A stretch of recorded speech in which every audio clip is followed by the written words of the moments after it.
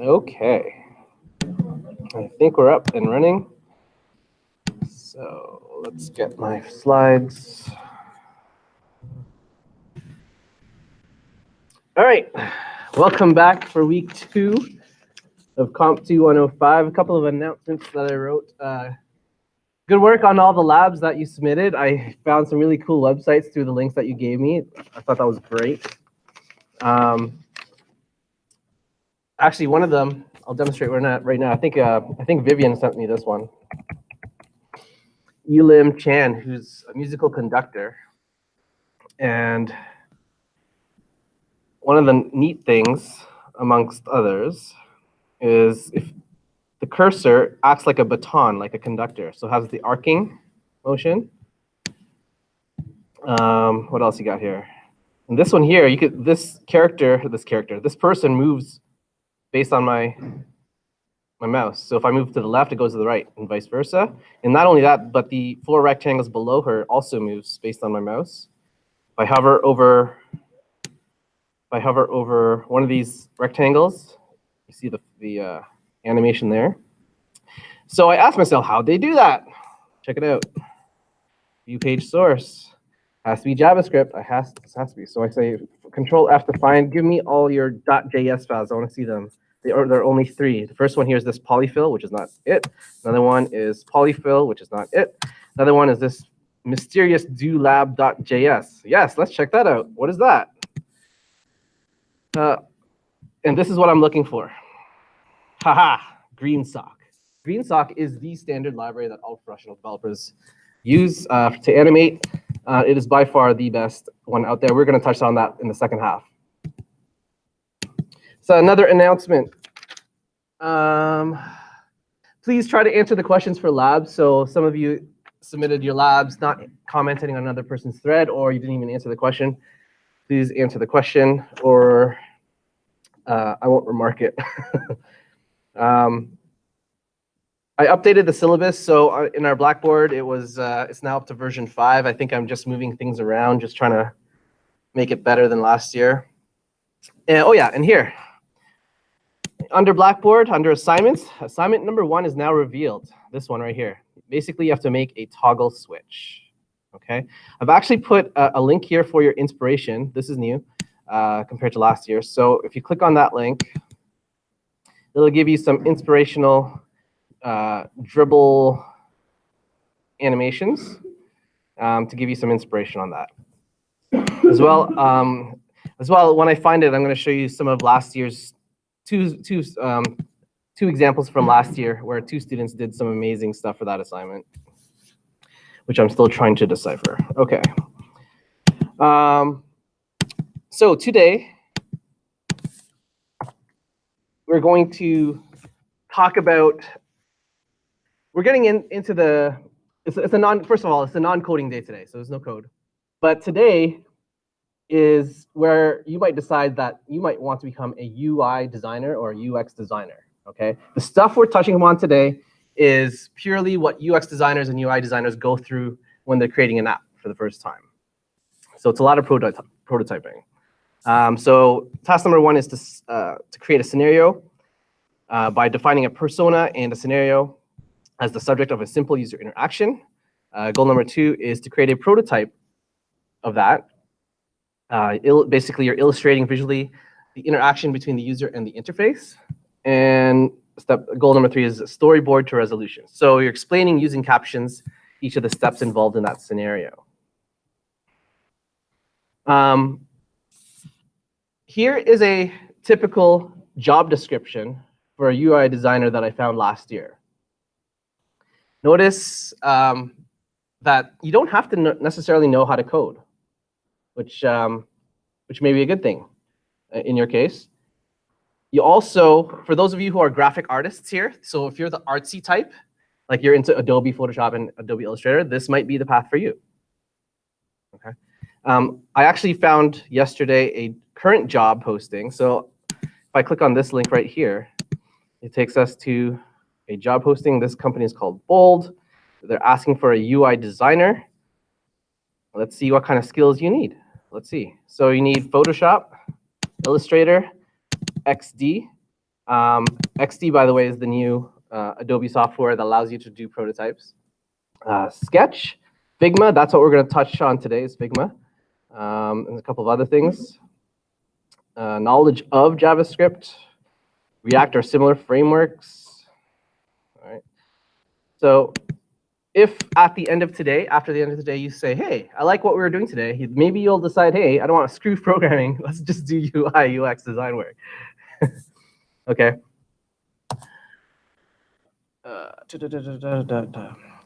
And I also Googled a typical salary of UX, UI designers. So as you can see from the screenshot, they make pretty good money.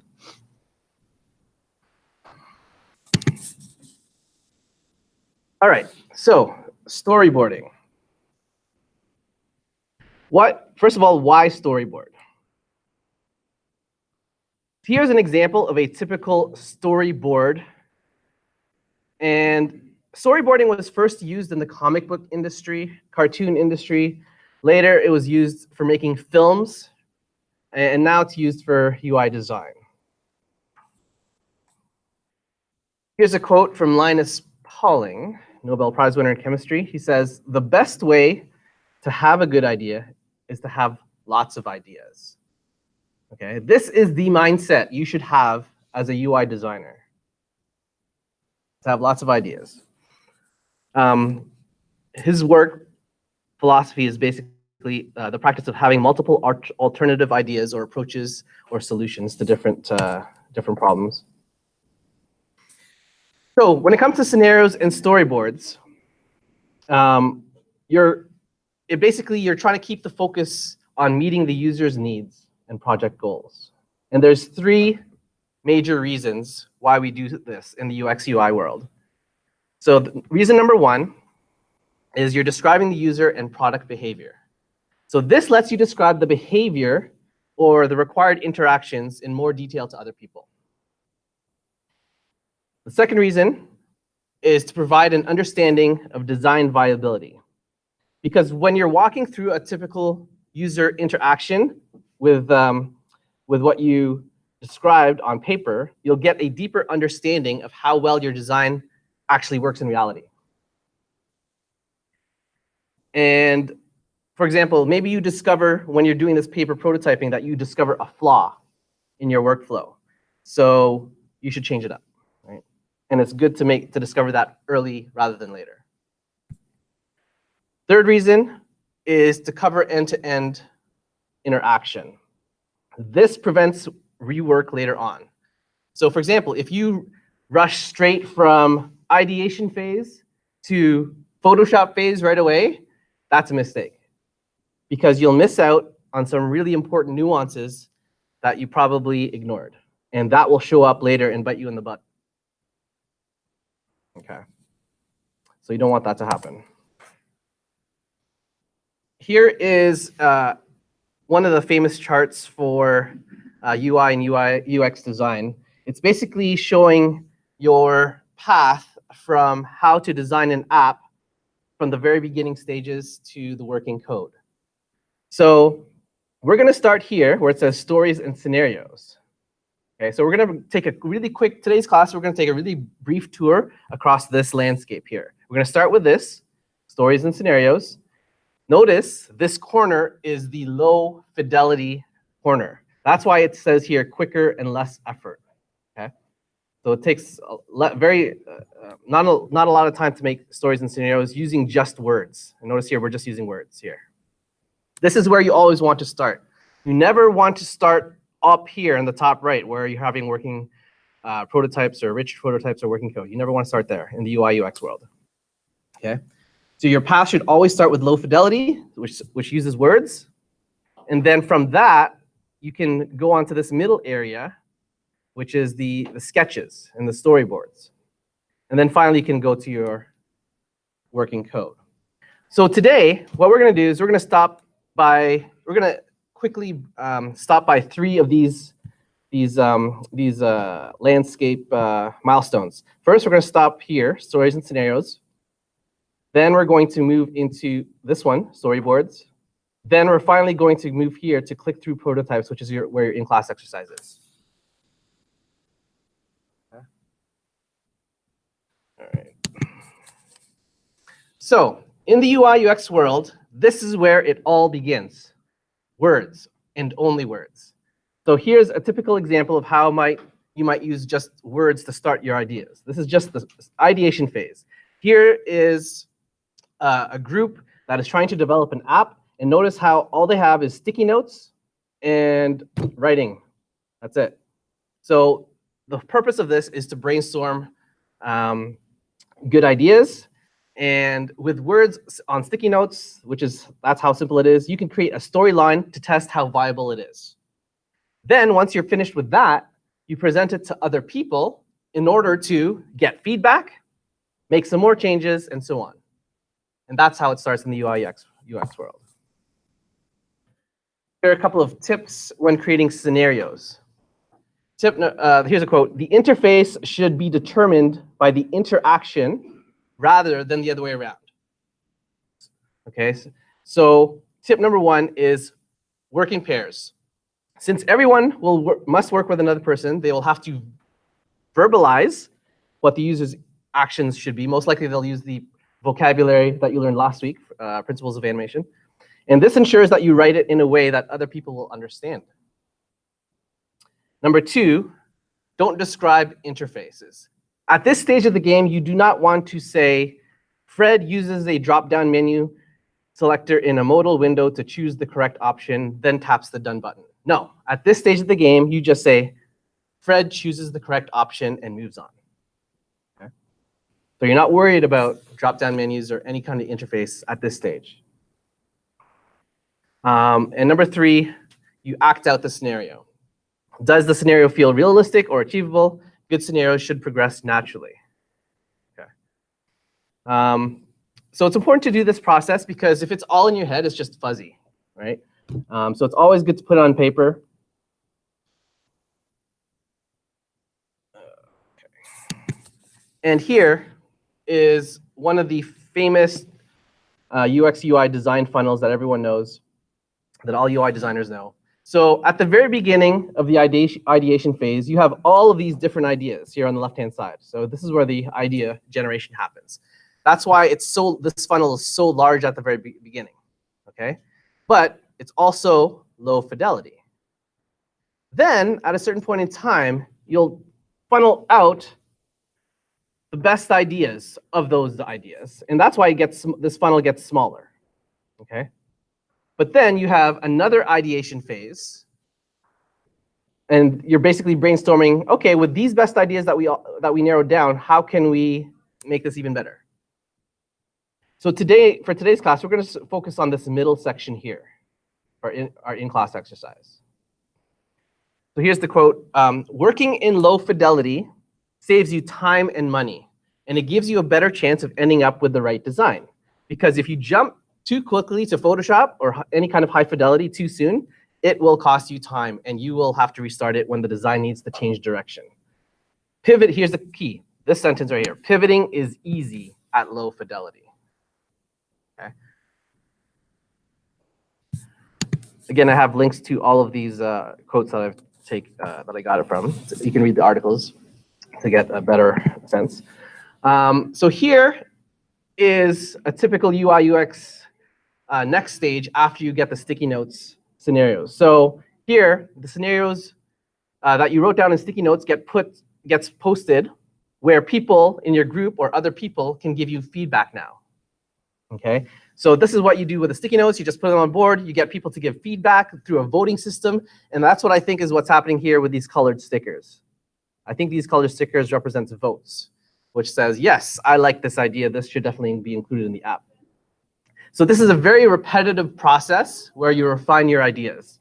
And once you finalize the scenarios and combine the best ideas, here's the key. These scenarios become the point of reference for creating a storyboard and subsequently your actual interface. Okay. So that's basically how UI designers begin with. They begin with sticky notes, using words. And then once they've voted, then they can move on to storyboards. Okay, and so that's our brief tour of this stage of the game. We are now leaving stories and scenarios just to give you a sense of what UI UX designers do. We are now moving on to storyboards. Any questions so far? Okay, so now we're going to move on to this second zone. Keep in mind, again, we started off with the stories and scenarios, and now we're into the storyboard phase, and next will be the prototype. So here's our first to-do for today, scenario of a setting and a task, where you define a persona and a scenario as the subject of a simple user interaction. This person here, named Scott Clemmer, he is a professor. If I actually Google his name, Clemmer, he's a professor in the States, and he teaches design, and he's pretty famous for teaching students to be UI UX designers. So I researched a bunch of his stuff to see what he has to say about it. And here's one of the things he says. One of the easiest mistakes you make in interface design is to focus on the user interface before you focus on the task. Storyboarding is not about, I can't draw, or pretty pictures. It's all about communicating ideas. It has a holistic focus that emphasizes how an interface accomplishes a task. Okay. Some of you may be thinking, you can't draw. He would say, that's actually more beneficial to you. Because you can't draw, it forces you to focus on the main ideas. You're just focusing on the task at this stage. Another one of his useful tips that he teaches his students all the time is using star people when creating storyboards.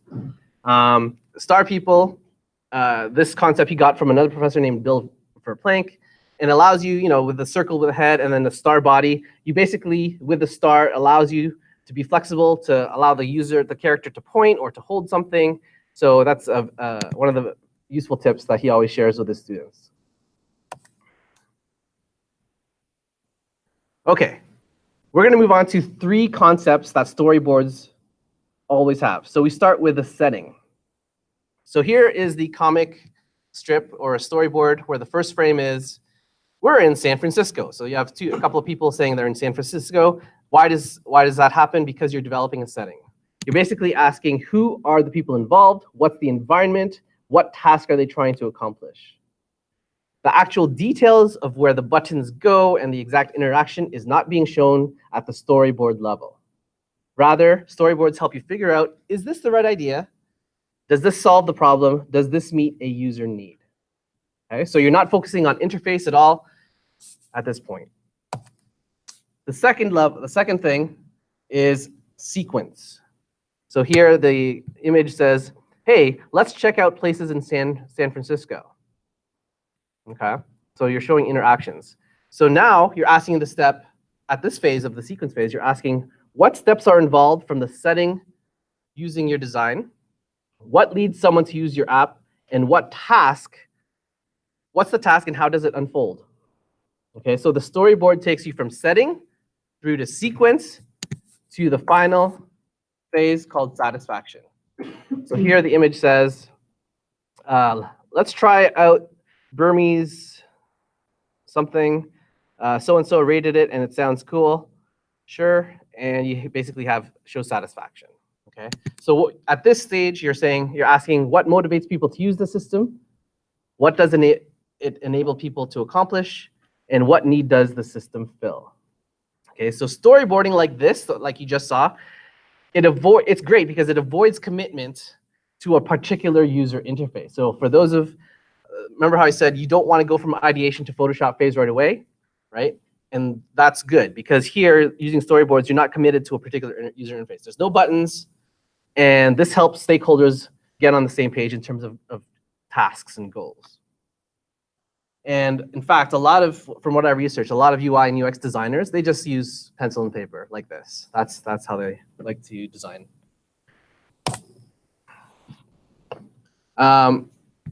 Here's a couple of other tips when creating storyboards. Early feedback is much cheaper than writing wrong code.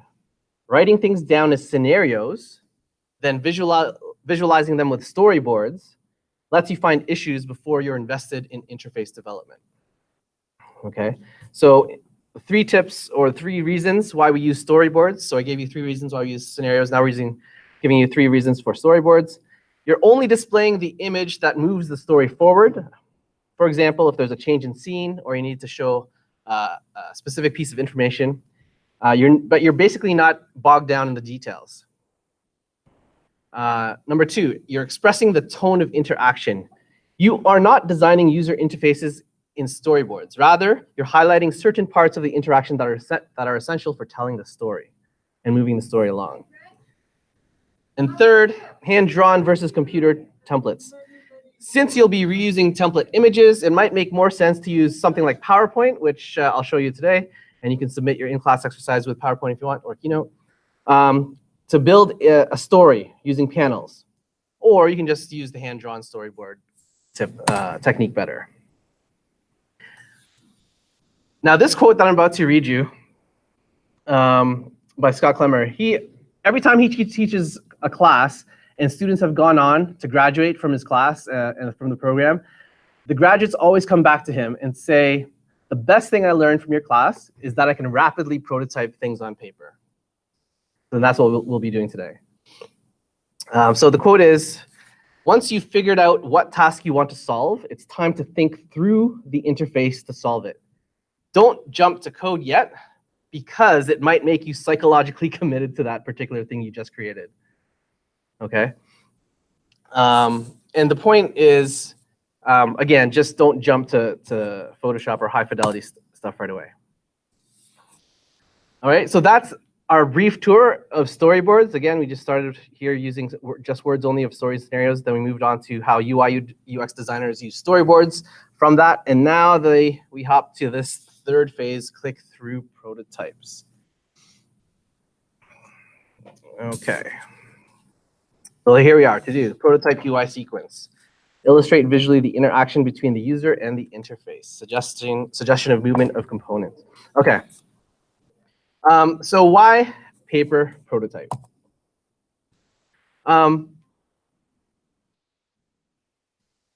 Here, okay, let me read this quote, and then I'll give you these reasons. If you're a designer, you may be tempted to skip this paper prototyping step and go straight to wireframing tools like Balsamiq or Adobe XD, or even to realistic Photoshop, but that would be a mistake.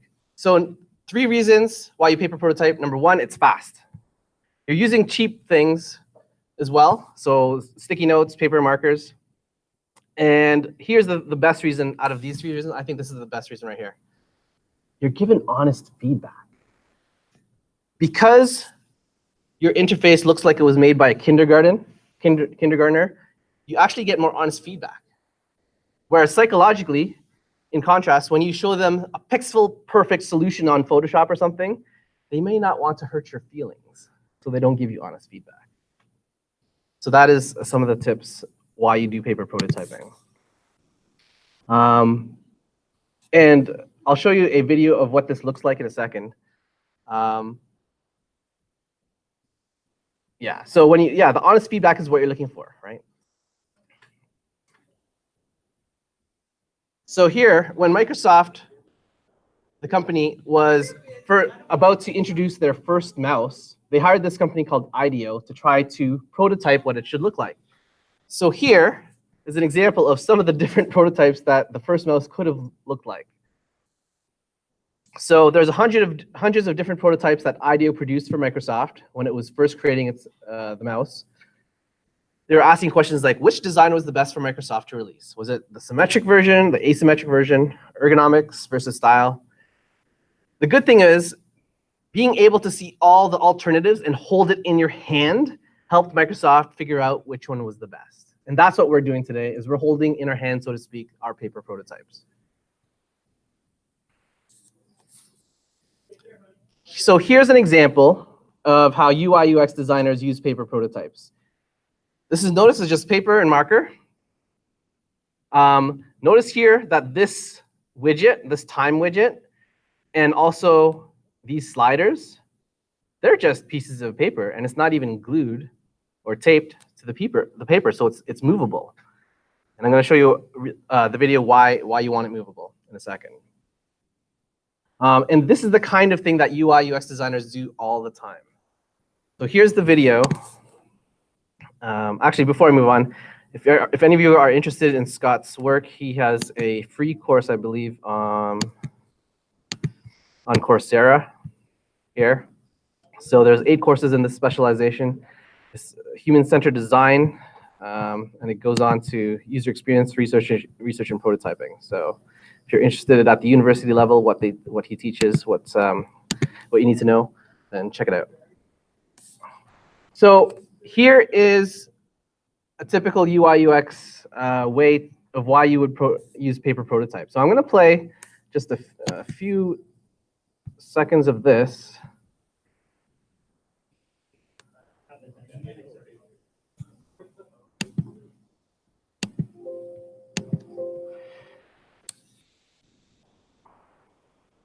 So notice they have all these different drawings, and then they're just pretending. Okay. And they're trying to iron out the workflows if there's any confusion.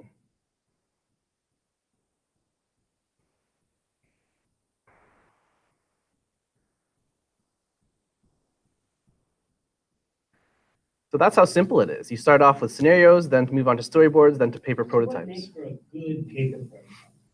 I think there are 6 things to make sure you focus on. First, work fast. This is not going to take you a week. You know, you're not going in with the details to make a perfect drawing. Boom, 5 minutes, maybe 10.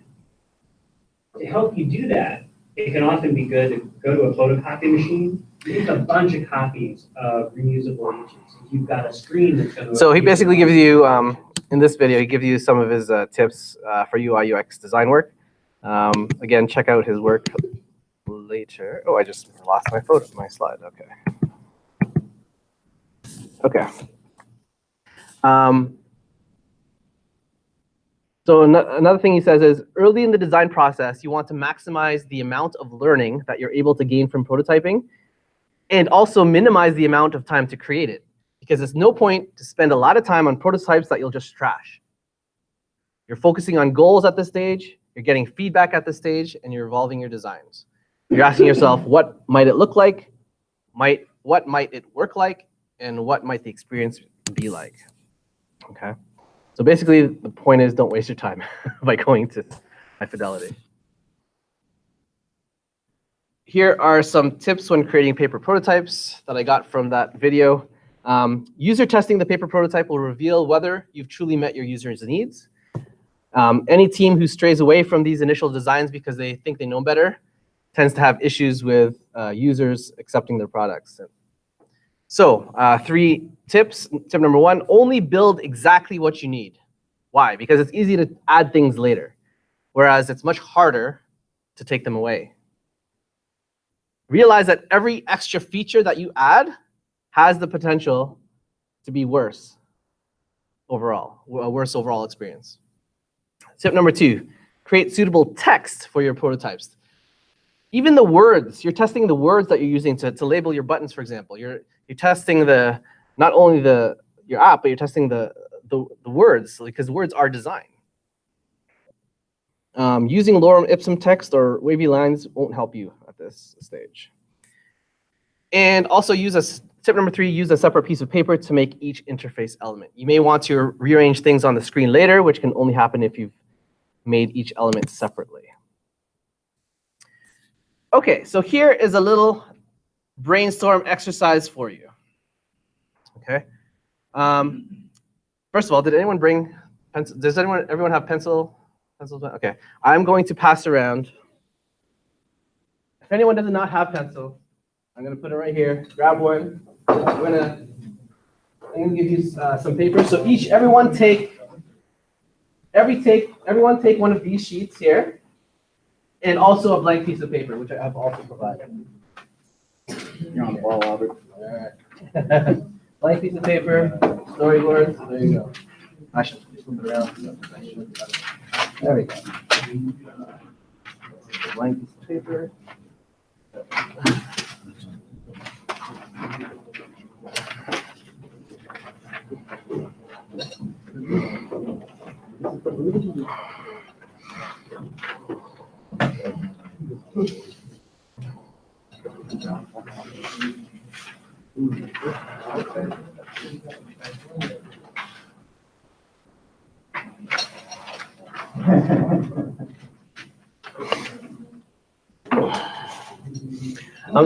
Is it per person or per group? Per person. Yeah.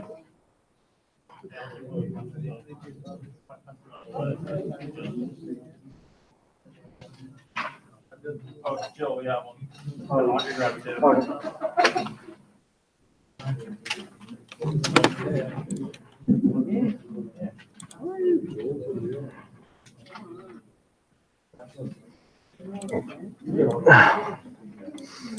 Make sure you return the pencils back so I can use it for next year.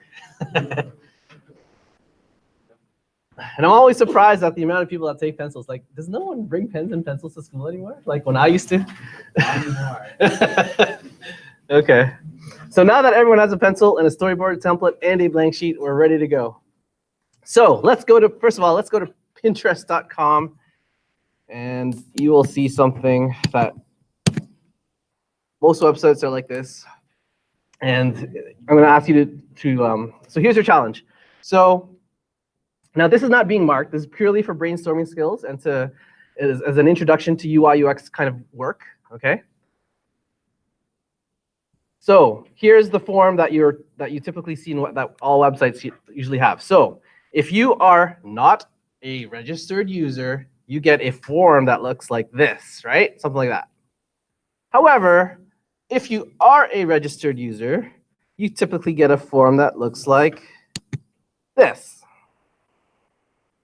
However, if you are a registered user and you forgot your password, then you typically get a screen that looks like this, right?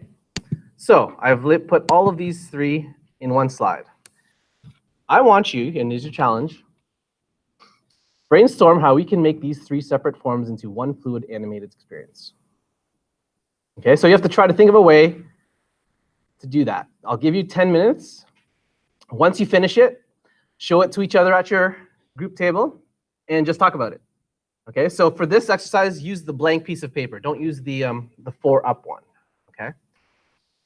All right, so that is your challenge. Try to think, try to be imaginative, try to be creative, and then, so I'll give you 10 minutes to create it on paper, and then after 10 minutes, I'll give you some more time to talk about it with each other. Okay? Here we go. So I'll set the timer. Yes.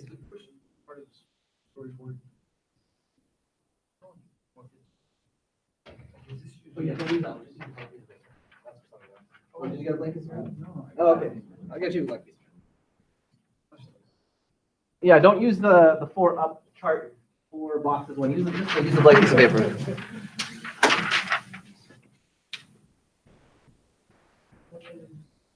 So try to be creative, try to be original.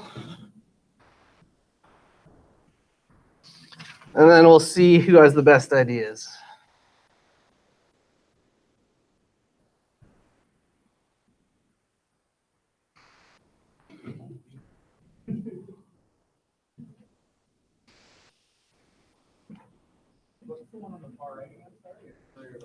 Oh, yeah. Let me show that right here. So if you forgot your password, yeah. Yeah.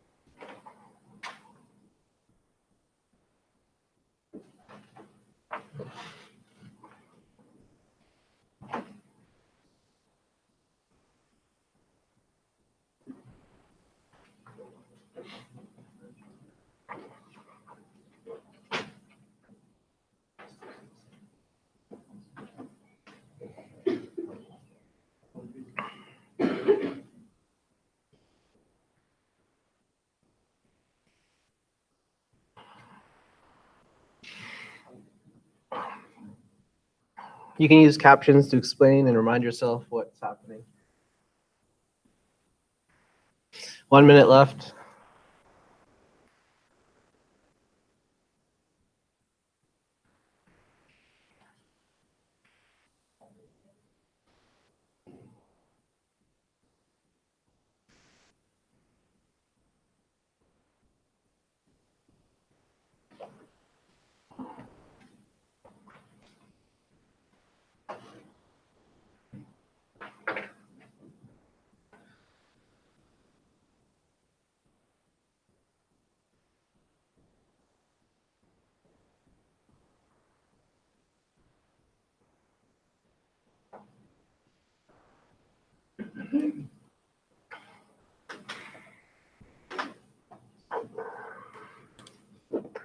Ten seconds.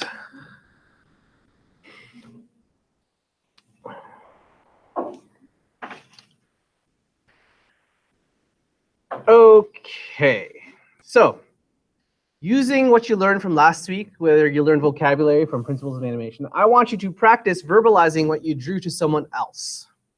And I'll give you 7 minutes for that. 7 to 10 minutes, okay?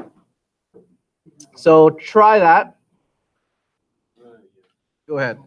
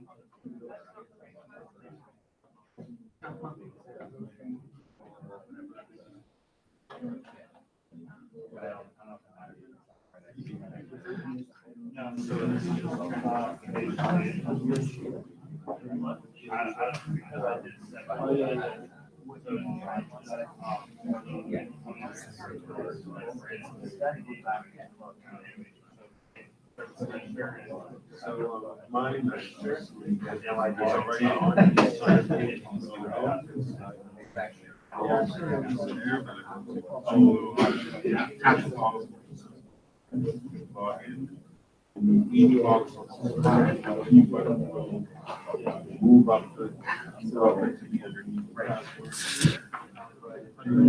I might change the screen.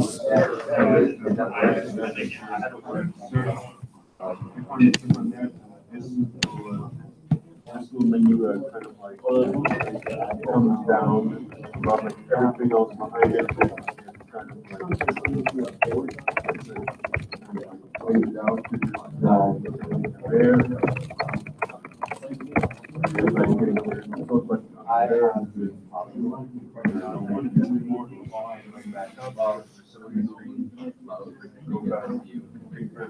Right now, we'll go back to normal.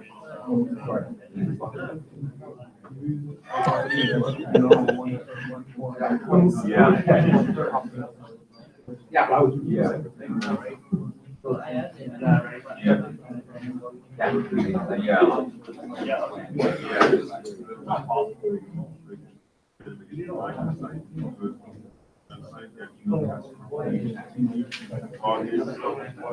Age will fade out this year.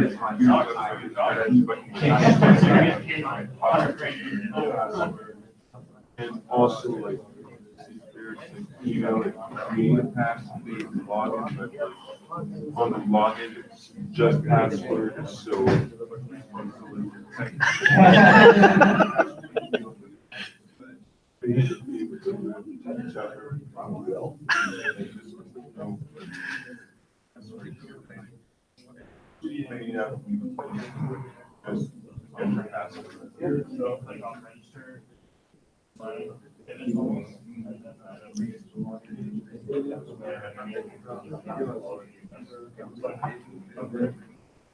Just, your slides that you referenced.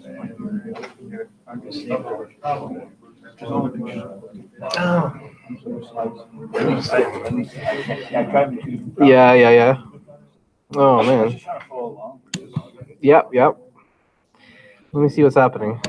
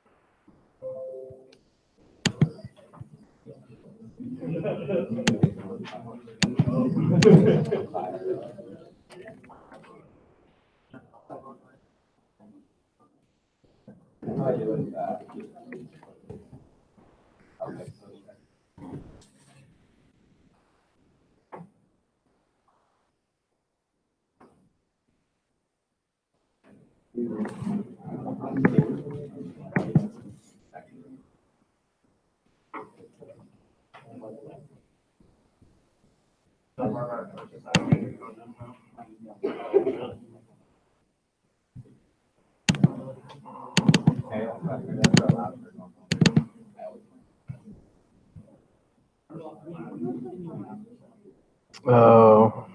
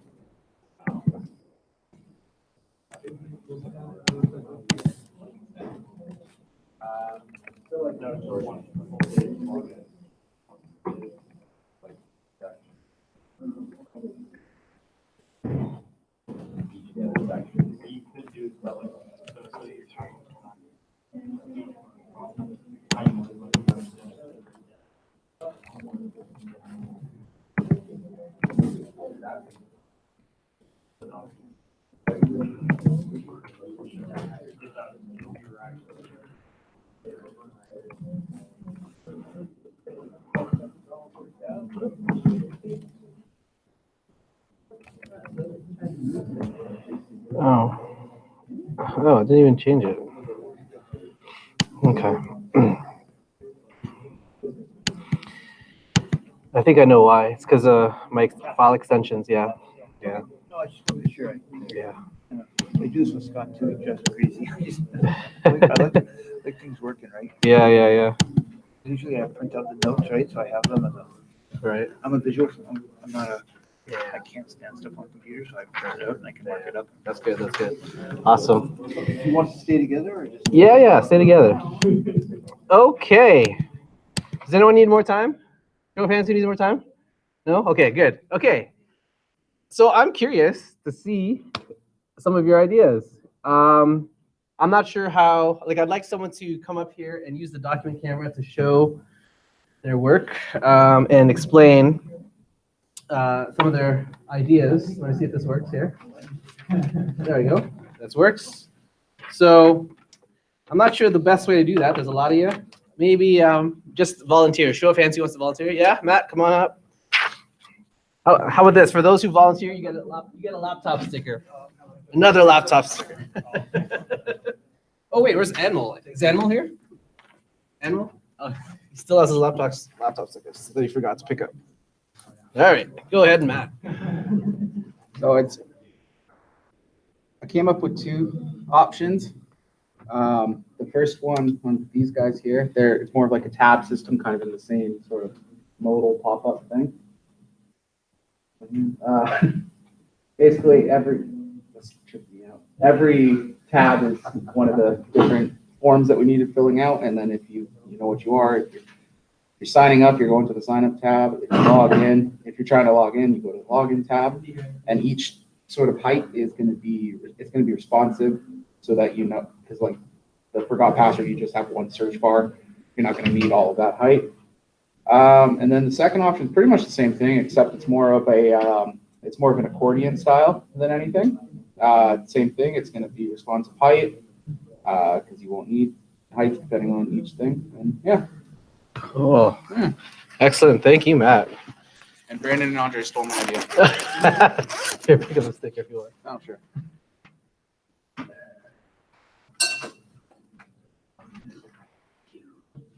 Floss. I got floss. All right, next. Who wants to go? Yeah. Yeah, Mark. Mark, right? Mark? Yep. Other way, other way. Awesome. Yeah, so for my design, like you can see up here, it's got like two tabs up there, one for sign up, one for login. Got a little magnifying glass over there for the find your account. I might change that at another time, but if you select sign up, it gives you these free fields: email, create password, enter age, continue to go forward. But if you choose the login button up there, it'll switch over to this form, like it's all going to be on one page. So sign up, it has these free forms. You click on login, this age field will just sort of like fade out and disappear, and the continue button will slide up to be underneath the password, and like the text, like the little text that in the password will just sort of fade out from create a password to enter password, and it'll remain relatively the same. If you click the find your account icon, then this menu will sort of slide down from the bottom. Everything behind it will sort of like get a little darker, so that all the focus will be up there. You click the close button on this menu, it'll slide right back up out of view. Everything behind it will get light again. So it's just something to keep everything like on one page. To use a lot of dynamic animation to make the page a little bit more dynamic. Awesome. Very good. Thank you. Pick up your sticker here. Let's see. Zach. Favoritism. I get it.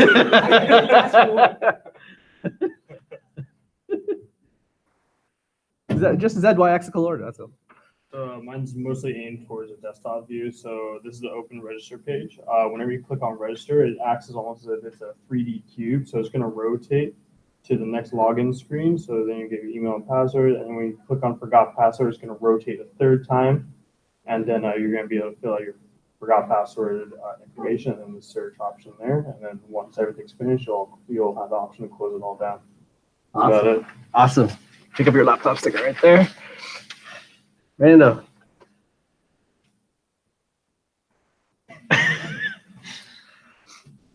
All right.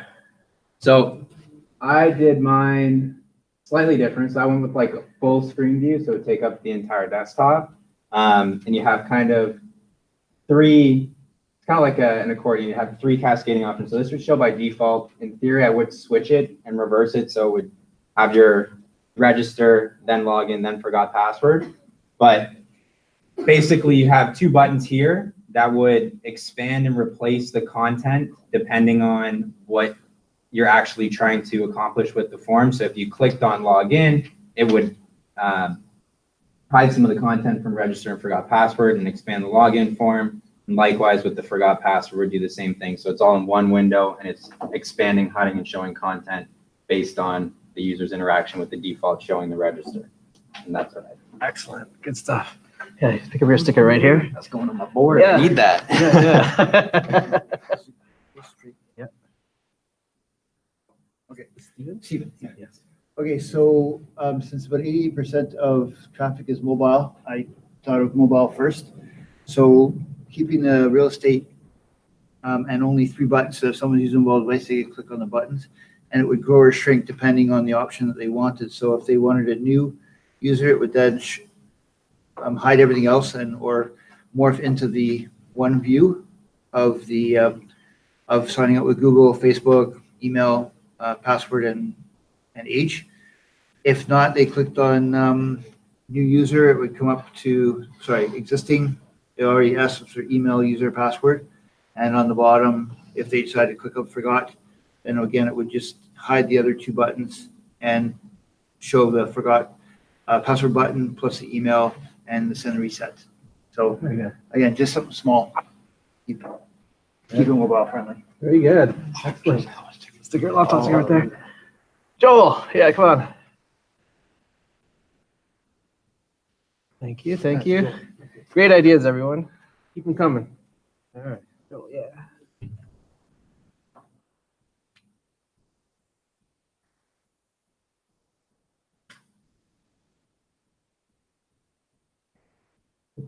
So I am not very creative.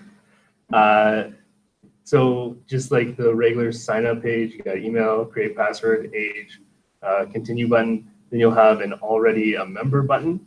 And when you hover over top of the member button, this box here will stretch up in anticipation. And then the actual already a member button will morph into a login button. So you know what it's doing. You click on it and then it moves over to the login one. And when it does a squash animation down, just because it's a smaller box and doesn't need to take up that much room. Email, phone, and password, and a login button. Then you have the forgot password. If you hover over top of the forgot password, it's going to have the same anticipation effect as the sign up one, which is going to stretch upwards. And then click on forgot password, and it squashes down to the forgot password one. And it has find your account and search there. Excellent. Thank you, Joel. Thank you. Anywhere? Anywhere? Oh, yeah, get your sticker. Yeah. That's the only reason why I come to this class. Yeah. That's the only reason why you come to this class. All right. Okay. Excellent, everybody. Love it. That was more participation than last year, so that's very, very good. Okay. Where am I at? Where am I at?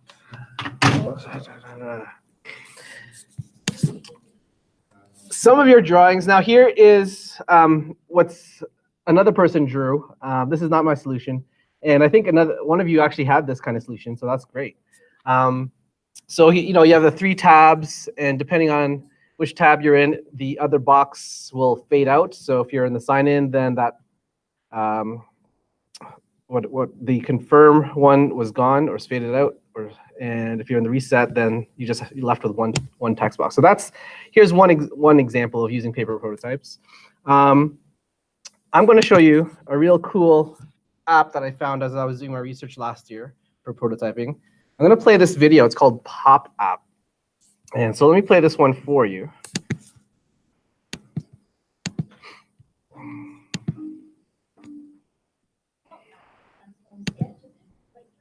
Oh.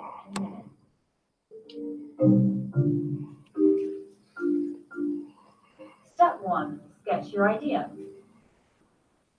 It doesn't matter what your sketches look like, you can even draw on scrap paper. Step 2, take the pictures. Step 3, link the pictures.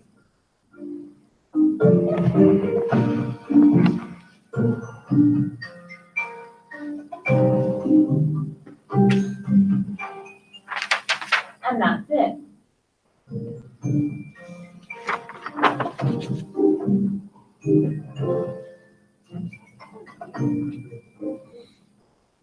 The app allows fast prototyping without any cost.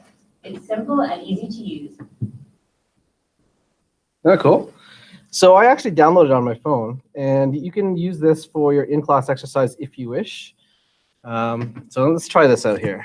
Let's go back to the document camera.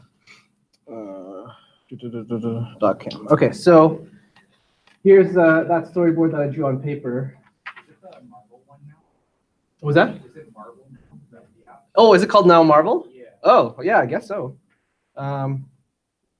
Yeah, so here's that drawing I did. So I took pictures of each of those, and I put it on my Pop app. So let me just see here. I have to escape, but exit. Second. So here is the Pop app. Let me see if I could. Well, as you can see, I took all 3 pictures there. And the only one I still have yet to link is the 3rd one here. So I'm going to do that live. So if I click on this one, oh, maybe I did already. Maybe not. Hold on. Okay, let me just remove that just to be safe. Okay, so here's a typical image. To link these 2 links to your other image, you just say add link right here. It gives you a box, so you can drag that box to sign up. And then you can link this to the image you want. So I'm going to press link to image, and I think that's going to go to this one here, this image, and then done. And I'm going to do the same thing for the sign-in. So add link. Oops.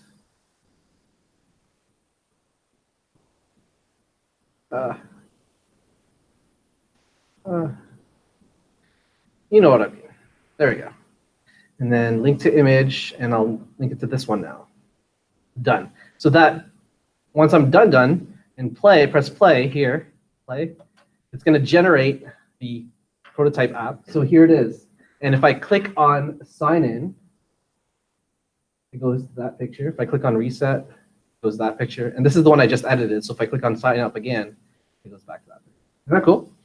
So that is another tool you can use for prototyping.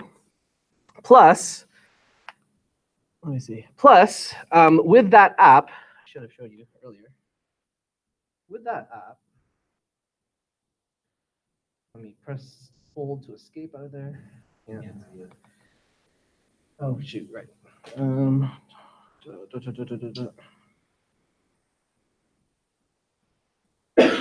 in this view here, there's a link here called Save and Share. So if I click on Save and Share, you can actually share. Yeah, it's called the Marvel app. You can actually share it. And now I've already done that through not through the app, but through the website. So let me show you what it looks like. Okay, so here I have a link called Plus You Can Share. So that gives me a marvelapp.com website / whatever.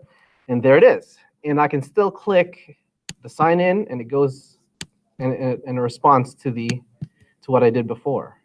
So that's really cool. You can share with other people. I thought that was cool. So feel free to use this if you want to for your in-class exercise instead of paper, PowerPoint, whatever. I'll give you the freedom to choose whatever. Okay. All right. So back to this lo-fi, hi-fi chart. Again, we started using just words to create stories and scenarios. We moved on to storyboards, where you're not focused on the interactions just yet. Then we moved on to prototypes, which is what we just did. Then finally, we're to the working code. So here, coming from what I drew on paper to the pop app that I just showed to an actual live code pen example. So this is someone else's idea who, if you click on sign up, that's what happens. Sign in, reset. So I think one of you already had this kind of idea where it kind of fades in and out. That's great. And also notice the text changes. So here for sign up, the text is sign up. Sign in, text changes to sign in.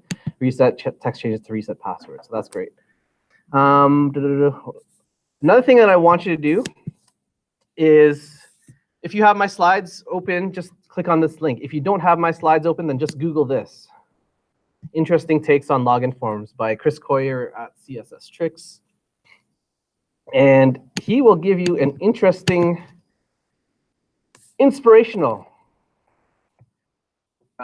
page where, and here's that first example that you just saw, but check out some of the other examples. So here's some of the other login examples where in this case you have cards moving back and forth. This one here, you click on sign up, it kind of all slides over.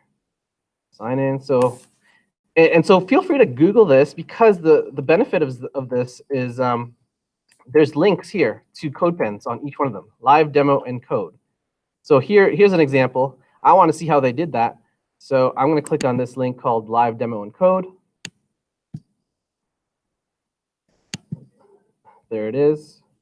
Let me, right, it works.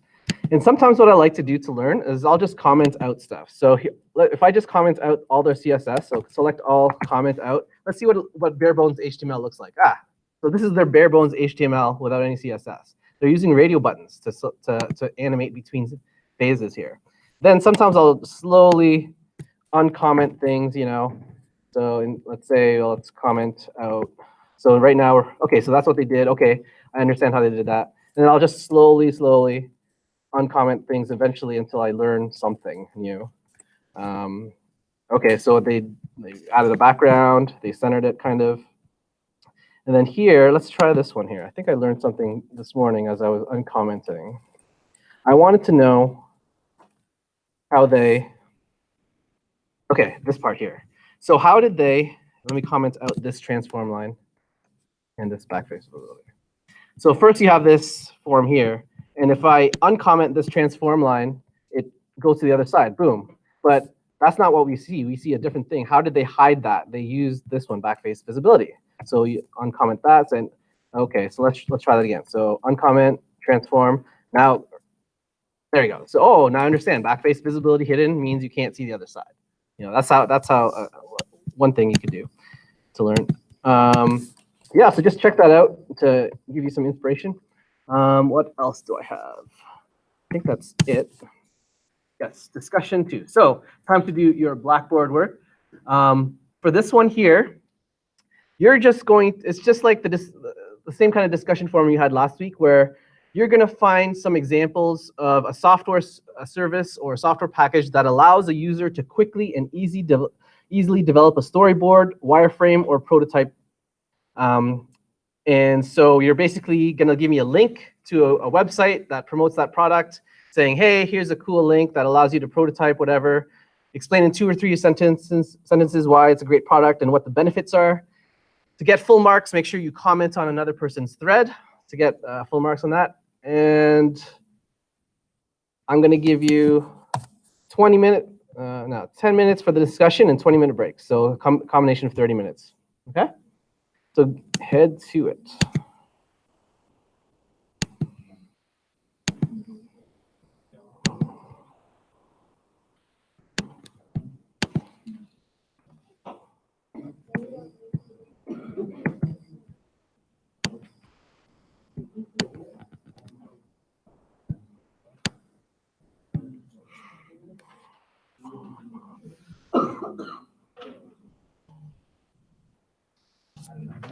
Hey, how's it I going? have an idea. Yeah. So I want to discuss with you. Uh-huh. So literally, this is my sign-in Nice. form. Okay. Okay. So I want that when clicking on the already a member, Yeah. a guy come and throw the this form, Uh-huh. and if we forget the password, Yeah. a man should come and say, "This is Like a physical yeah, person? this is it." Oh, I see. So this could be a little bit. Yeah, maybe virtual reality. Maybe that can be possible. This can be done. That's funny. Yeah. Yeah. How's your classes? Other classes? Yeah, the guy is the quiz. Yeah. Yeah. Good. We can take because his first class was work, and all the subjects are easy. I think so. Good. I want to know if I want to have my career in motion graphics. Are there agencies or Are there chances? Yeah. Oh, I'm sure there's lots of chances. Yeah. I mean, you saw the job posting, right? So just Google UI designer, UX so designer. what is UI design? What is UI design? You're drawing. It's all drawing. It's pretty much it. It's all drawing. Yeah. No, over here, there is no coding over. Well, typically UX and UI designers, they don't have to know how to code. That's typically, now the job description that I saw, it did say you should know a little bit, but typically you don't have to. Right? It will be easy because Yeah. That's great. Okay.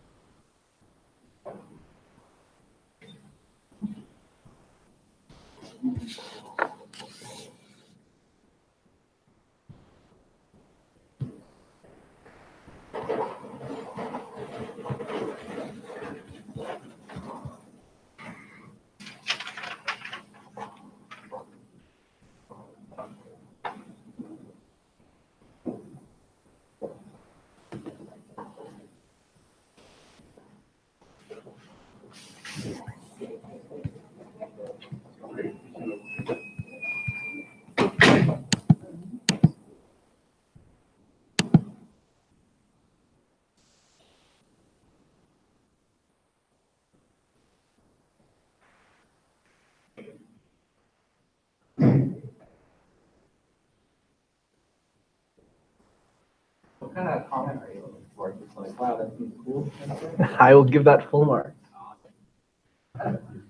Literally gonna put that.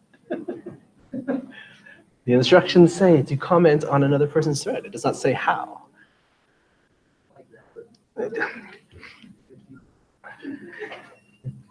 All about following instructions. Can you read instructions?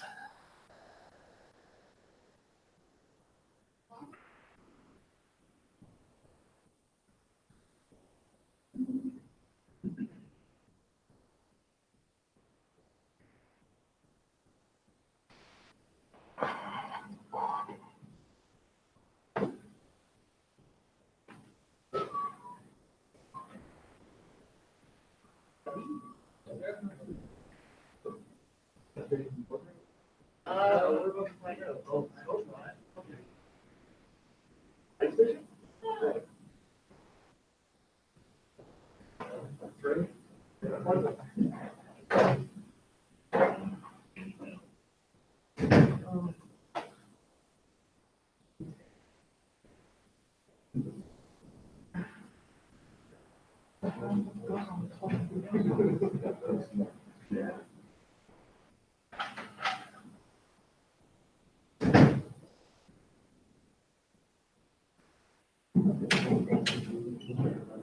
Yeah,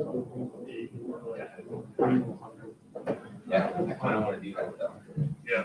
I heard a really dope. I ordered a really dope sticker from this website that is stuff for me. It's like a pizza monster. So freaking good.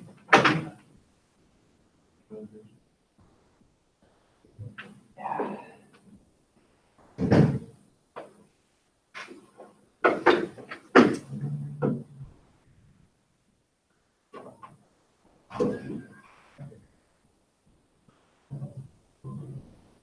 No, it's good. That's a lot. Yeah.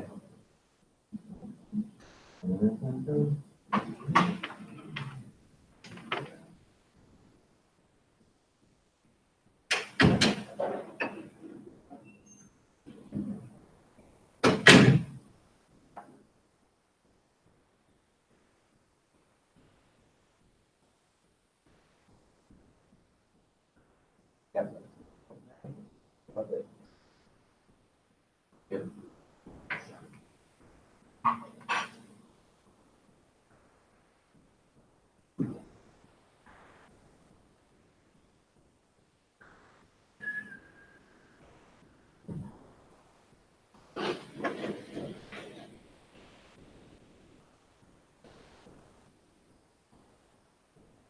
You're-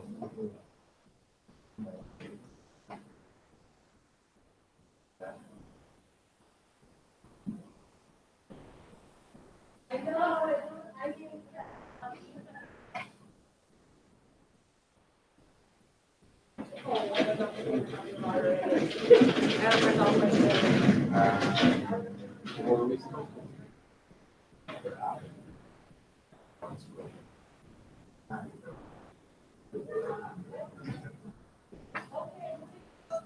When you said that, you're like, wow, that's. Yeah. Except it's boomers. This is nice.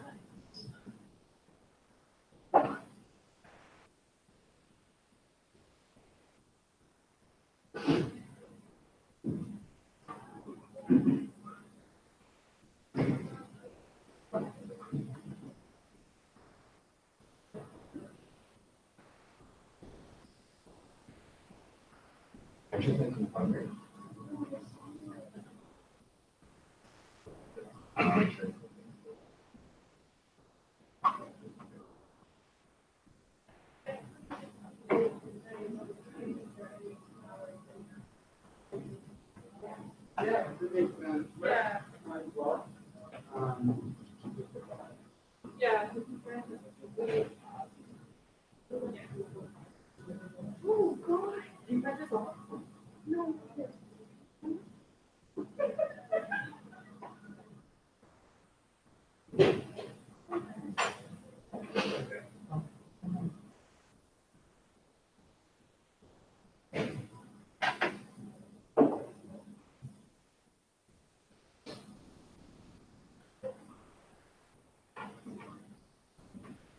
That helps on it.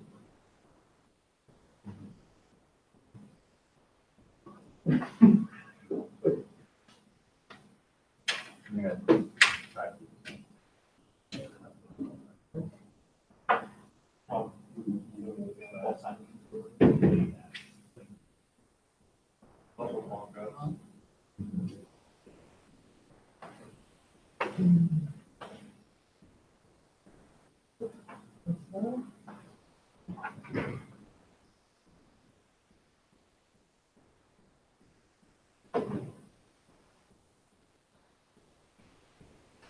Right. All right.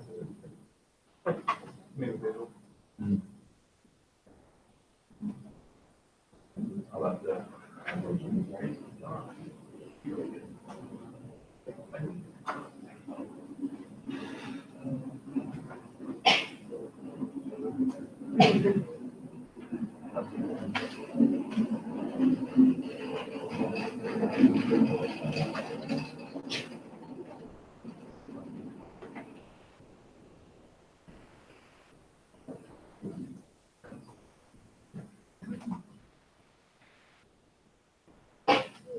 That's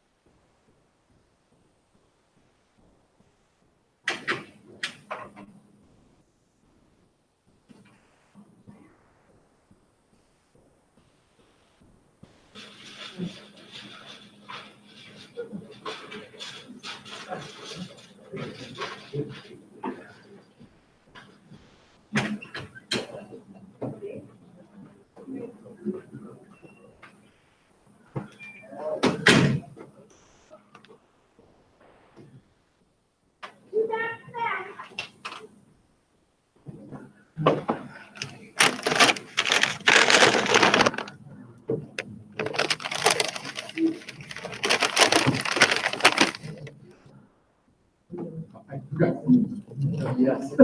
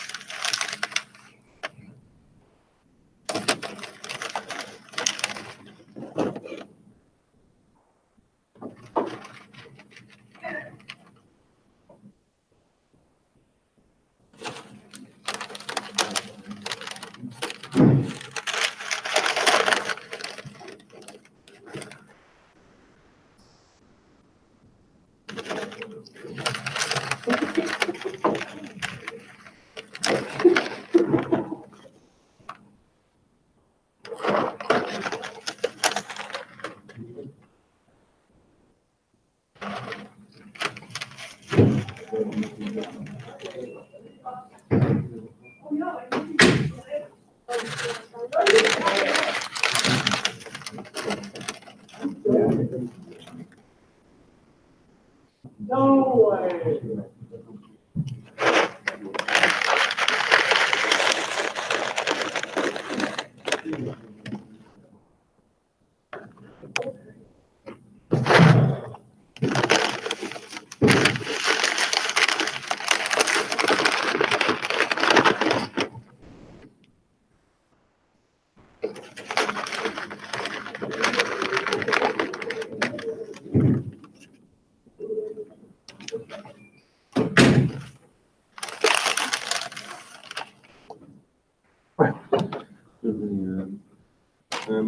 My parents had just recently got Windows 10 Home, something like that, for their OS to upgrade to, because well, like they got it at Staples, and they were told that it apparently comes with like Microsoft Word, PowerPoint, and Excel for free. I got all that installed last night, but I can't really find it, and just to confirm, like a lot of the information I found looking on the internet seems to say that kind of stuff doesn't come like prepackaged Yeah, with usually. the OS. So Correct. Now, since you're a Georgian student, Are you aware they can get Microsoft Word and all of that for free?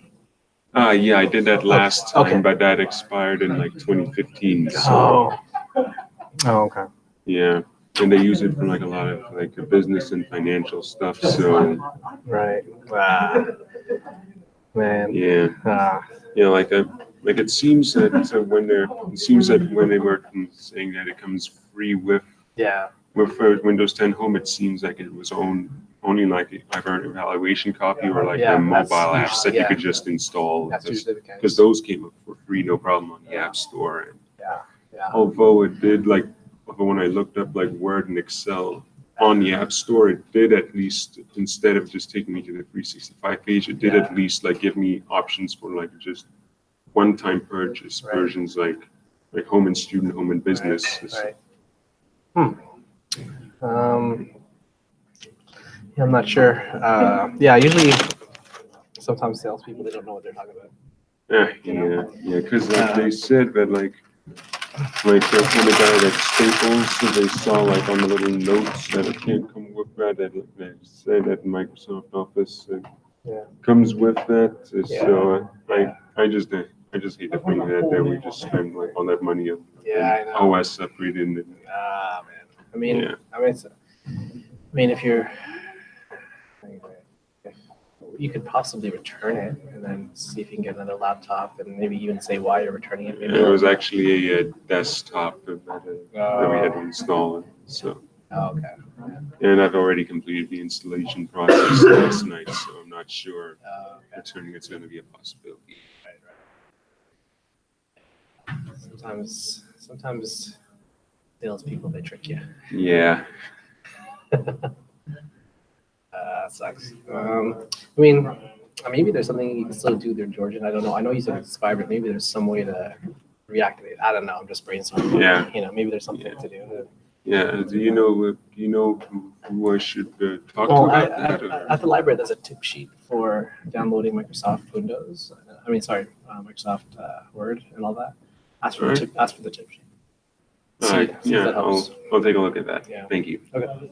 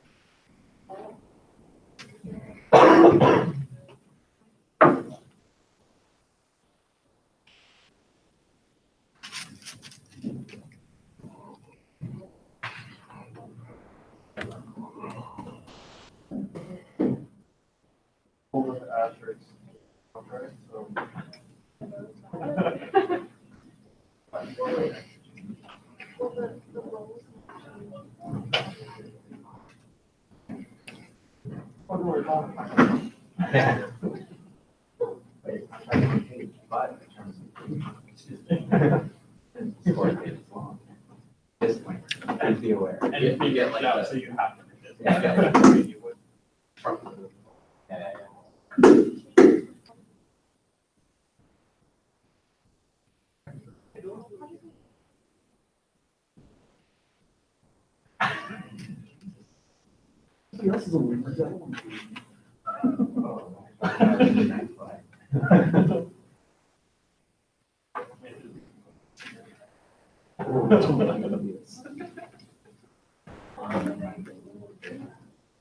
You seen that? Just don't let Rich see the the no part. Nancy. You don't have anything. Like I said, it's just, I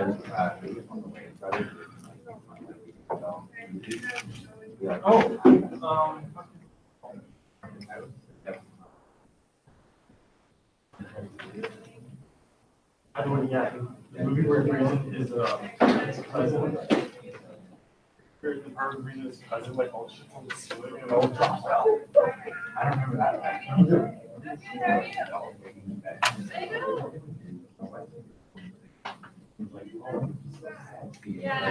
Goes down the bed, no. Like all the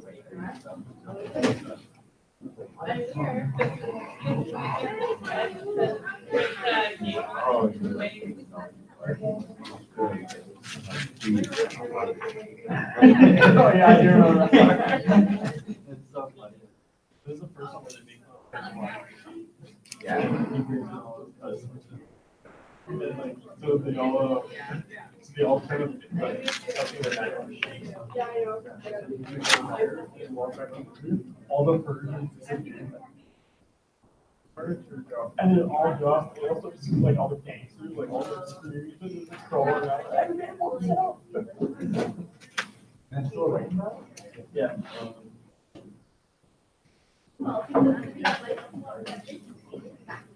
It's very apparent.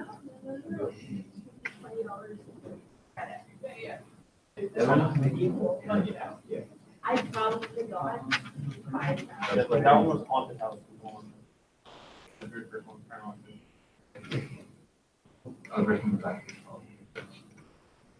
called Paramount Black.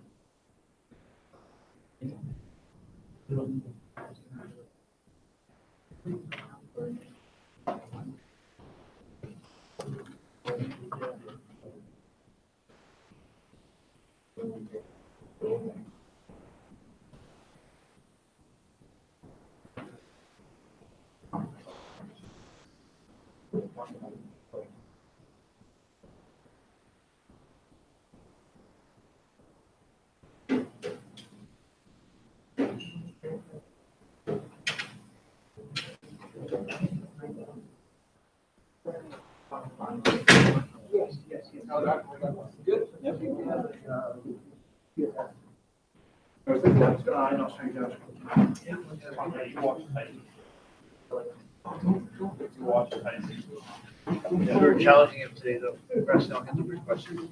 Was challenging? No, we were challenging him today, asking all kinds of weird questions. Like, on JavaScript. I mean, I'm saying avoid using, I said, well, the math, like, numbers are numbers. I said, well, can you use, in JavaScript, can you use our reserved keywords and number types? So integer, double, right? So they are. You can't create a variable as a double. But you can't use double as a variable name, right? Even though JavaScript is very loosely typed, it's still reserved, right? But a number doesn't matter if it's a double or float or whatever, right? I'm just wondering, so I was wondering, what is this, you can use that data, that reserved keyword in JavaScript, you probably wouldn't. So, yeah, it was good. I think. But skill level, so it's a question. That's good, that's good. Yeah, and it's. Like, I'm interested in this one, actually, is the motion graphics, because for, like, Adobe Illustrator, but After Effects. Oh, yeah. I'm down.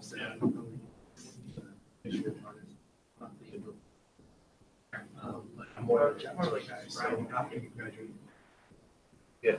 Your next JavaScript class will be Advanced. Oh, good. Whereas, I mean, I'm doing some stuff, like, I did the C# course, but I released it because it was very urgent. I'm planning to be a tutor here, so. For volunteer. But I don't know. I know enough. Yeah,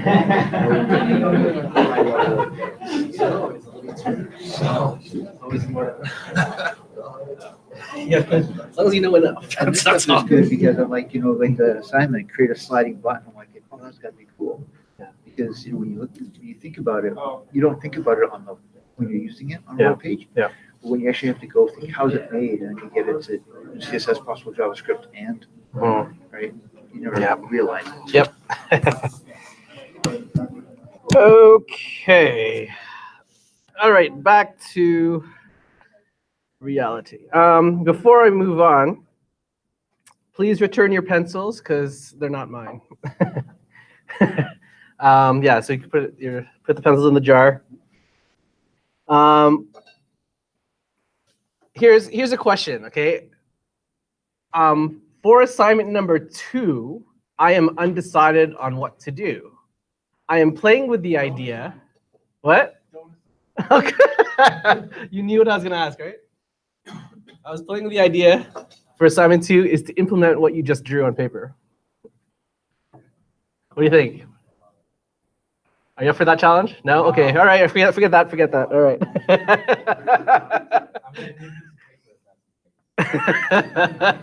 Okay, forget that idea.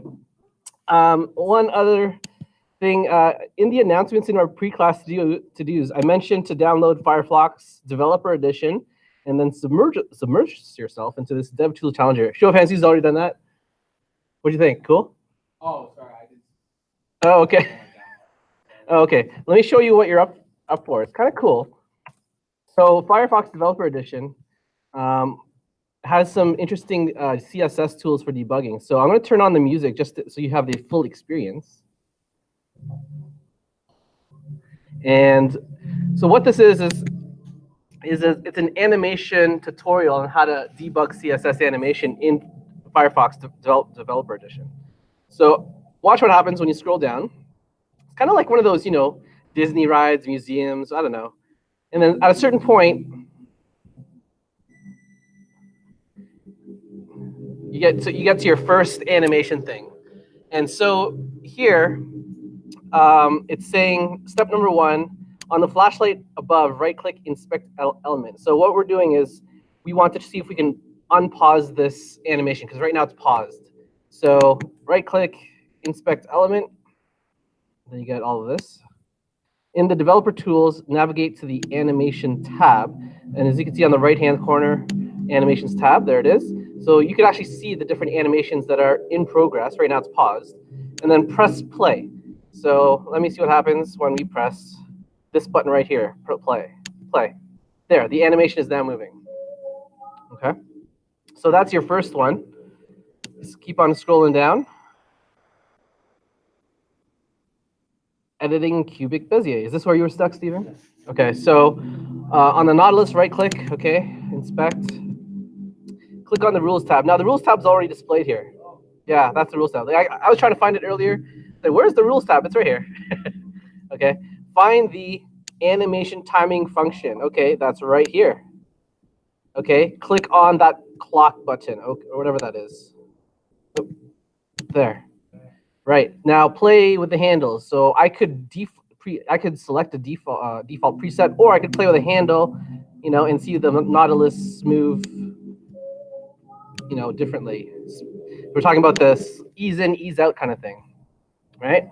So yeah, there's all kinds of cool things here. Do that on your own time. It's really neat. Okay. For these slides, for my break slides, my blue break slides, I have I'm going to put different links that I see on my Twitter feed for the past week that I thought are pretty neat that I think you should know.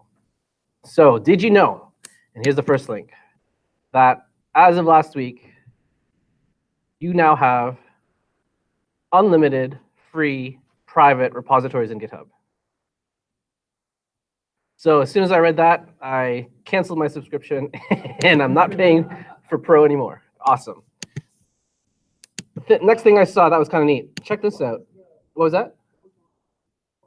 Before, you had no chance to have private repos. Now, because you're on the Georgian Student Education Pack, I believe you had a limit of 5.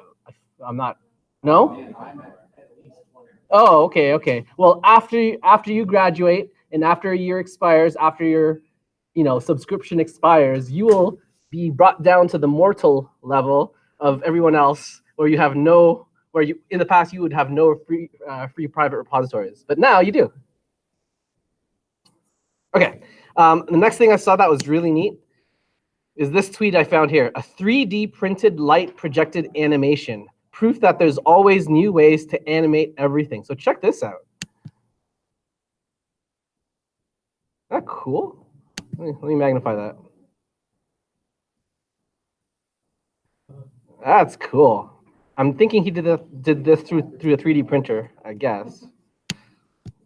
Another thing I saw: console log tips. Next time you're trying to console log your JavaScript code, check this out. You can actually do it in the browser.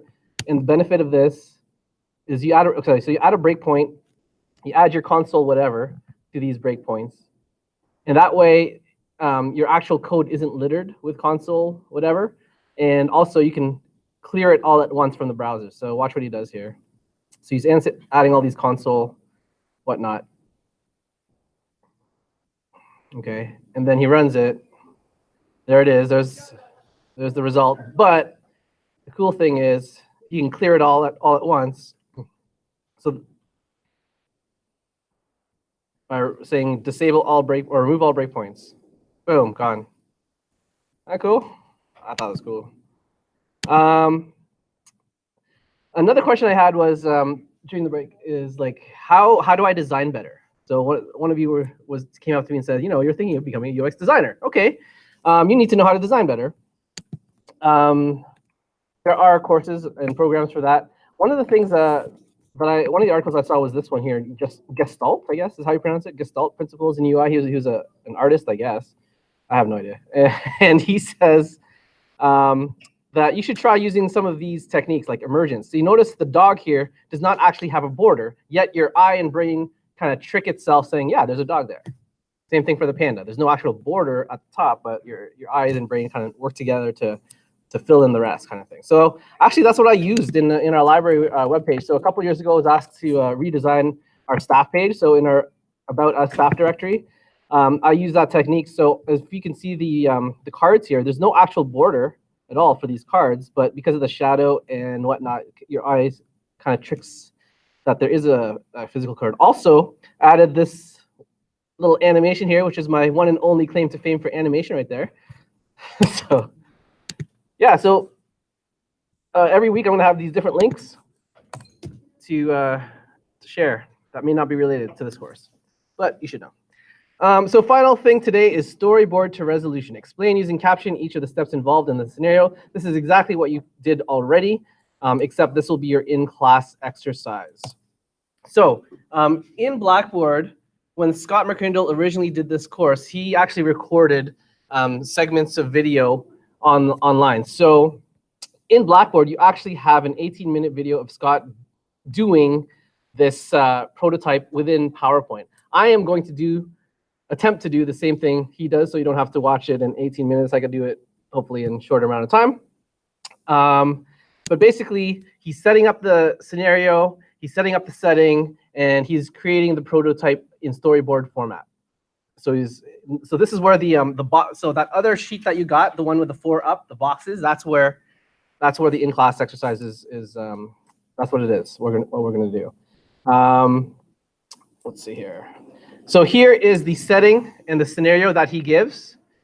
And just to show you where we're going here, in Blackboard under weekly learning, week 2, he gives an example of what he and I are looking for. So here under example of a PowerPoint storyboard, he gives this example here. So for your in-class exercise, you're going to do a very, very similar thing. You're going to get a scenario. You're going to get one of 3 scenarios, and you choose one scenario to draw out. Okay. So I'm going to attempt to do what he does in PowerPoint. If you choose to use PowerPoint, you don't have to use your PowerPoint. You could use, again, you could use Figma or pencil paper. You just have to somehow scan it to me in PDF, or maybe use the Pop app, and give me the shareable link, whatever. You can use something else, Adobe XD. I don't mind. So let's try this. So I'm going to attempt to create this sequence in PowerPoint. So now, if you already know how to do this, then go. You're free to work silently on your own because this is pretty basic. So let me open up PowerPoint, and I'm just going to attempt to recreate that PDF example. The one thing I do want to mention that I noticed when I inherited this course is that Scott McCrindle, I think, was using the wrong definition for storyboard. Because when he made this exercise and he said, create a storyboard, realize that I just taught you storyboards do not focus on user interaction, drop-down menus, or anything like that. It just focuses on the tasks. Yet here is Scott McCrindle saying, create a storyboard focusing on the drop-down menus and whatnot. So I think the more accurate term is the click-through prototypes that we're doing, not the storyboards. Just keep that in mind. And the cool thing about once you're done with the PowerPoint, you could just press F5 for the slideshow and present it to a client. So let's try this out. I'm going to attempt to recreate the user interaction. So I'm just going to delete some of this stuff real quick. Let me try to do this faster than 18 minutes. So I'm going to insert a picture here. I have a picture somewhere of somebody. Static images. There you go. There's our person. Okay, so let's put that person here. Let's say he wants to insert a text box. Put that here. So user interaction storyboard sliding menu. All right. Insert again, text box. So Susan Smith is a mobile web browser user.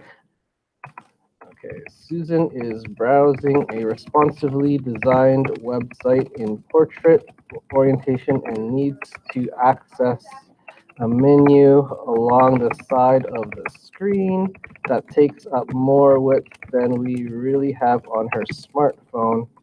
Susan touches the arrow to the top left of the screen and the menu panel slides very quickly, then slowing down and stopping about halfway across the page.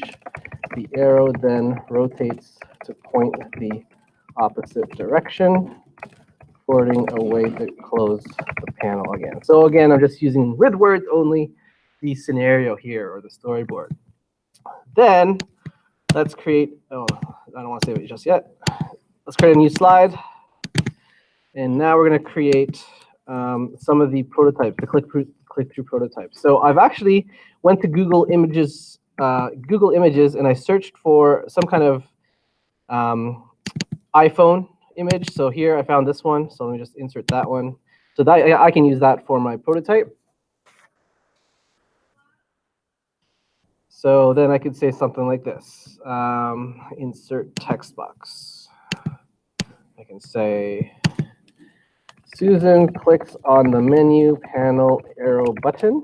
Okay, so let's create that visual block right there. So let's get it's a rectangle. Let's maybe do something like this. And then let's have a menu, text box. Let's write the word menu. Right. And then let's rotate that maybe this way. And then drag that over here. And let's get an arrow going. Insert shapes, arrow. Let's draw an arrow. I don't like that color, so shape outline. Block, shape outline, weight 3. There we go. So put that here. All right, and then you got some, let's pretend you got some text here. Insert some lines, like one there. Copy, paste, paste, paste, paste. right?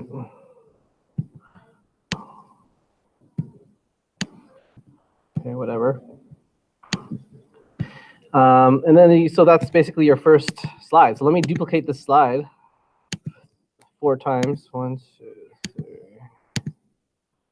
4. All right, and then so the next slide will kind of look like this. So the text will change. It'll say something like this: panel moves to the right quickly at first, then slowing down until it stops to reveal the menu panel content. So here I'm going to stretch it. Oh, whatever happened to my arrow? Is my arrow showing? No. Put this group to the back, send to back, send to back. Oh crap. What did I just do? It's the, where's that arrow? Yeah, bring the arrow front. Uh-oh. How come it's not going? What was that? It was the color? Oh. Where'd it go? I thought I changed the color. There we go. Thank you. And then here, we're just doing something like this. Again, the whole idea is this is just quick prototyping. Where's my arrow again? Go back to here. Can I copy that and paste it to another slide? I should be able to. Paste. There we go. All right. All right. There we go. And then actually, let me duplicate that slide. That way, I don't have to. I can remove this slide. Delete that slide. Then here, the text will change. The menu arrow button rotates 180 degrees once the panel has finished sliding to the right. So then this little guy gets turned around. That back there. And finally, we get the last slide. Once the arrow button is clicked again, the panel slides back quickly at first, then slowly back into place. The arrow button then rotates back 180 degrees. And so we're back to the beginning again. Right, done. So instead of 18 minutes of watching Scott, I did this in 5. So this is basically in-class exercise 1. Make sure that when you do your in-class exercise one, for whatever scenario you choose, make sure you put in the captions. Make sure that describe the animation that you are creating. Okay, so that is it for how to do it in PowerPoint. I'm going, and again, the cool thing is you can show this to a client. You know, just press the F5 or the slideshow button and say and present in front of the client. This is how the animation will look like. Then the next screen will be. Blah, blah, blah, you know, how come it's not working? Hey, how come it wasn't working there? There we go. Nope. Oh, right. So you can begin with this one, right? So you present to the client, and then the client can give feedback on how it should be. All right. So let me close that up. I don't want to save that. Okay. So let me show you the same exact thing using another prototyping tool. Again, you can use pencil paper, you could use PowerPoint, or you could use one of the new hotter web apps today is something called Figma. One of the guys, web gurus that I follow, he was a Sketch user for the longest time, but then he switched to Figma because he said it was way better. So that caught my attention. So you just create a new file kind of thing, click new file, and you kind of do the same thing. Now with Figma, you have to always create a frame first. So you have to say frame and then just draw out your frame. And so let's make the width maybe 1,000 by 800, okay? And then you just kind of do the same thing. So I'm just going to insert an image there to, let's see, where's my user? There's my user. And then I'll add some text. So to add text, click on the T up top. And then you just add the text as usual. I'm just going to simply copy and paste from what I had before. Let me see, where is that? Was it this one or was it this one? I think it was this one. Yes. So copy that text, paste it here. Ta-da, right? You can make the fonts bigger, you know, whatever you want to do. And then let's create another slide here, create another frame. Maybe, how do I create another frame? Can I say frame? No. Can I copy this, Control C and paste it? Yes, great. So let's erase this one, erase this one. And here we can put in the iPhone. So place image, get my iPhone thing, where to go? Right here. Right? And you could do the same thing. Now, fortunately, I've already done this, and let me show you the finished product. So let me just back out. Here it is, sliding menu. And there it is. And again, the cool thing about this is you could press play or to present it, or press present, and you could present this online if you want, right? Because it's web-based. And I'm just using the arrow keys to move back and forth to go through it, and there you got it. So here's another prototyping app, along with the thousands of others that you probably entered in your discussion during the break. So that is essentially it. Let me, actually, I forgot to show you their homepage. Let me show you Figma's homepage for a second to show you what they're about.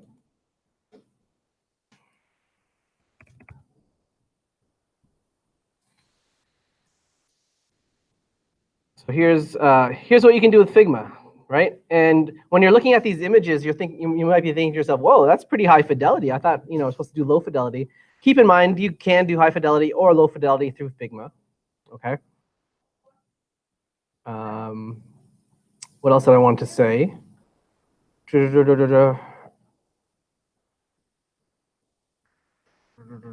else did I want to say? Oh, the cool thing about Figma is that it allows collaboration.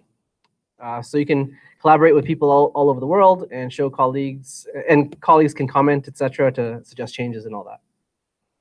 And I think that is it for today. Let me just see what I have here.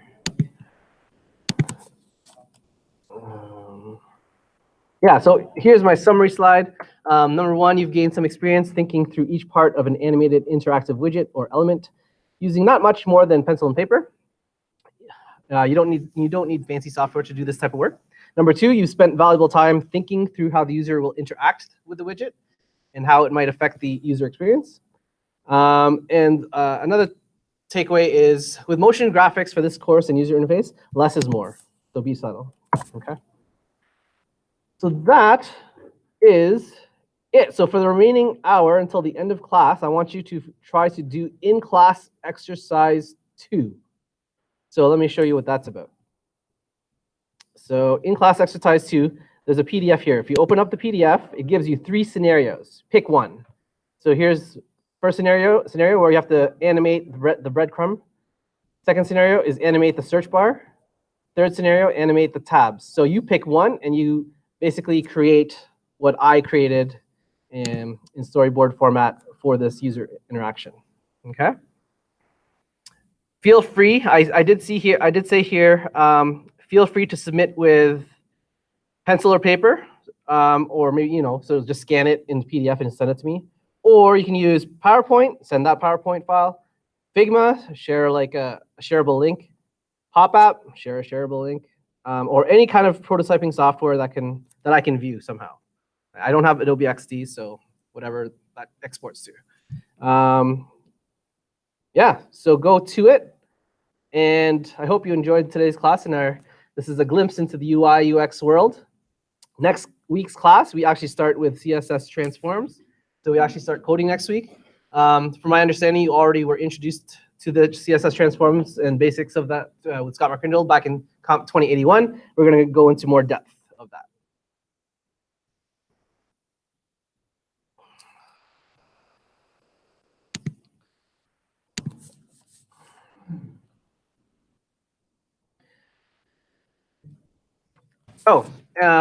Yeah, so as you're doing in-class exercise 2, there's a couple of other links that I came across Twitter that I want to share.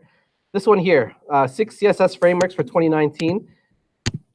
the reason why I'm bringing this up is because I keep on hearing about new CSS frameworks that everyone is in love with. The first one's called Bulma. So if you haven't checked out Bulma, check it out. The next one is called Tailwind. Those two are the hottest ones right now that I've heard. Another one is actually, where's Vivian? Vivian, remember last semester you asked me a question regarding JavaScript, the word this, you like understanding the word this. So I found this link which beautifully explains this in a very short way. 1, 2, 3, 4, 5. That's it. 5 ways. That's what. And if you have time, there's this link that I provided called Future of Animation by one of the animation gurus, Sarah Jasner, where she presents in a conference in Copenhagen a couple months ago. The future of animation. Amazing. I actually have never been to Denmark before, so I'm super excited to be here. And yeah, so anyways, the end. I shall now shut down the YouTube.